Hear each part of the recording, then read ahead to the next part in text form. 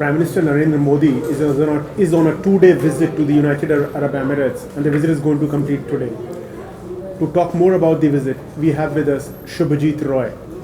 Shubhajit, before we come to the agenda of the visit, can you explain why this sudden hurry to plan the visit? The visit came in a great hurry. It wasn't really a planned trip where you knew months ago that he's going to go there. Why this sudden trip?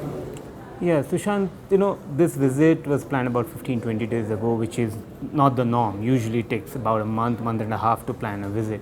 Having said that, it was important for 2 or 3 reasons, key reasons. First is there is a huge investment opportunity that India is looking to tap from UAE during this visit. That is number one. Number two is a huge diplomatic, Indian presence in this part of the world, and because the Indian community is very strong, about 26 lakh, 2.6 million Indians live there. So that is another catchment area which India in the PM wanted to address. Thirdly is the growing security cooperation, because Abu Dhabi and Dubai are turning out to be a major player for counter-terror activities or anti-money laundering activities. So these are the 3 big reasons why the PM or this government chose to plan a visit at such a short notice. Talking about your third reason, some people have alluded to the fact that it could be related to Dawood Ibrahim, right, who is of course seen often in the UAE or has been seen in the UAE. Right. Do you also think it could have something to do with Dawood Ibrahim? Well, there is no direct reference to it in the joint statement, but all pointers where there's a paragraph which talks about how the 2 sides will now go after states or entities and any terrorism infrastructure or any individuals or entities related to terrorism.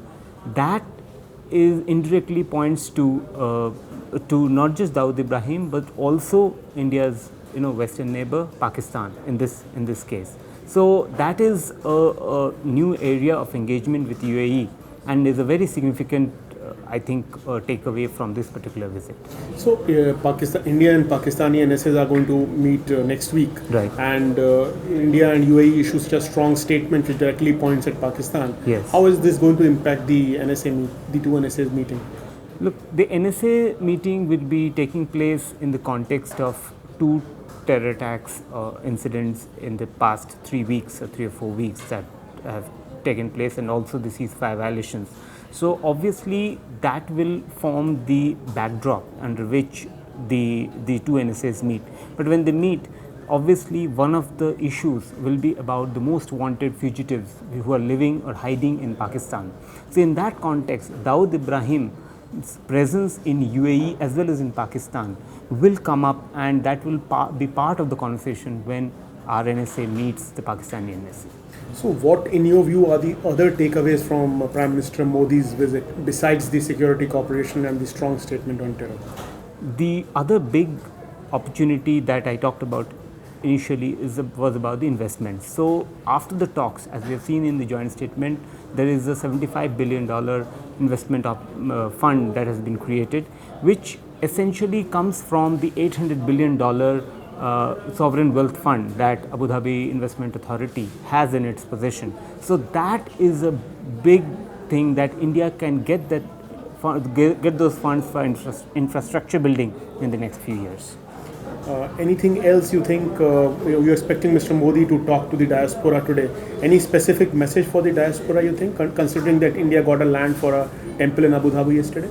Yes, that was a long pending demand because in Dubai they already had a temple, but in Abu Dhabi they were looking for a temple, and this commitment from the from the UAE government has sort of taken care of the interests of the Indian community there, and it is a diaspora which is very different from what we see in the US. It's a blue-collared diaspora, as we all know, and it is very important that the Prime Minister reached out to this diaspora, which is very hardworking, not so affluent, but sends about $15 billion of remittances every year.